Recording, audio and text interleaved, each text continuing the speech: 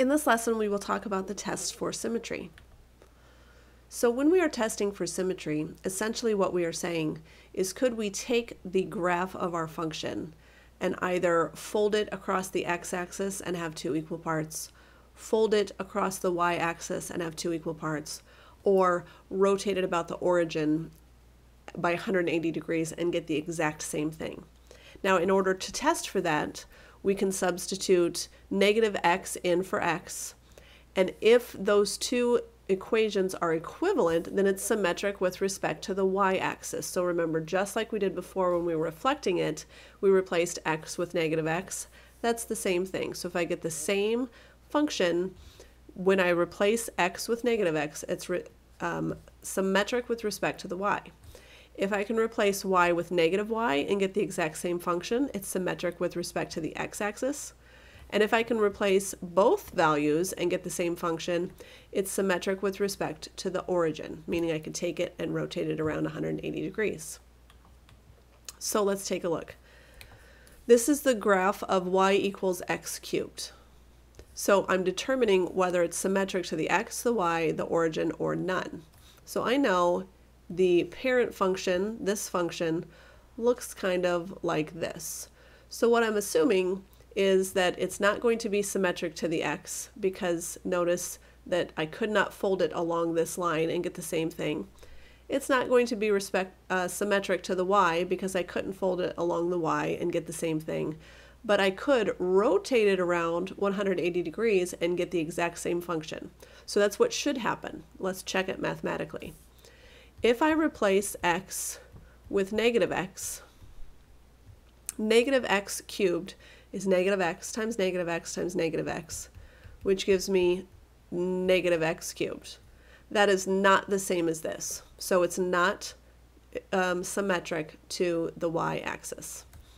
If I replace y with negative y, that would give me y equals negative x cubed by moving that negative to the opposite side, which is not what I started with, so it's not symmetric to the x-axis. If I replace y with negative y and x with negative x, then I get negative y equals negative x cubed. Dividing each side by a negative, I get y equals x cubed. These two things are equivalent, and so yes, it's symmetric to the origin. Which again, I can see by looking at my graph that if I rotated this around 180 degrees, that the two sides would just switch places. It would be the exact same graph again. For our next example, we know that this is going to be a quadratic, and it's going to be shifted one unit down. So I know that a normal quadratic, when it's at the origin, would be symmetric to the y-axis. Shifting it down and making it skinnier shouldn't change that, so my guess is that it will be symmetric to the y and not to any of the others. So let's take a look. For my first time, I'm going to plug in negative x for x. If I square negative x, I get positive x squared. So plugging in x gives me the exact same equation that I started with, which means it's symmetric to the y-axis, which is what I was expecting. If I plug in negative y for y,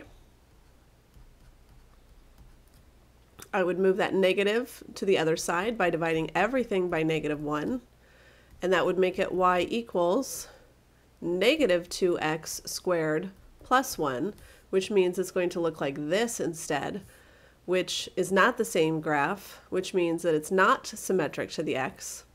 And if I replace y with negative y and I replace x with negative x, I end up with negative y equals negative 2x squared minus 1, and then I divide everything by negative 1, and I get y equals 2x squared but plus 1, which is not the same, so it's not symmetric to the origin either, so it's only symmetric to the y-axis.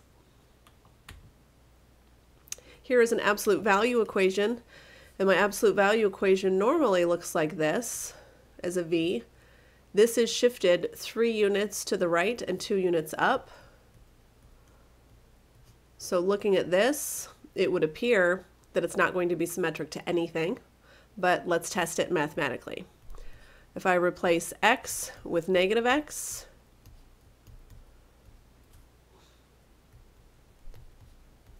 I'm going to end up not with the same thing. There's not really anything that I can, get rid of in here. But this is not the same as this, so this is a no. If I replace y with negative y, then I get y equals negative absolute value of x minus 3 minus 2, not the same thing as before. If I replace y with negative y and x with negative x, then I end up with y equals negative absolute value of negative x minus 3 minus 2, and that's not the same either, so it's none. It's not symmetric to any of those things. Try this one on your own and then press play to check your work. So looking at y equals x, I know that the graph of y equals x is the identity function. It looks like this. So just by looking at it, I can see it's not going to be symmetric to the x or the y, but it should be symmetric to the origin, because if I rotated it around, I should get the exact same line again. So replacing x with negative x obviously does not give me the same equation. Replacing y with negative y would give me y equals negative x, which is not the same equation. But if I replace negative y with negative y and x with negative x, I divide each side by -1, I get y equals x, and therefore, yes, it is symmetric with respect to the origin.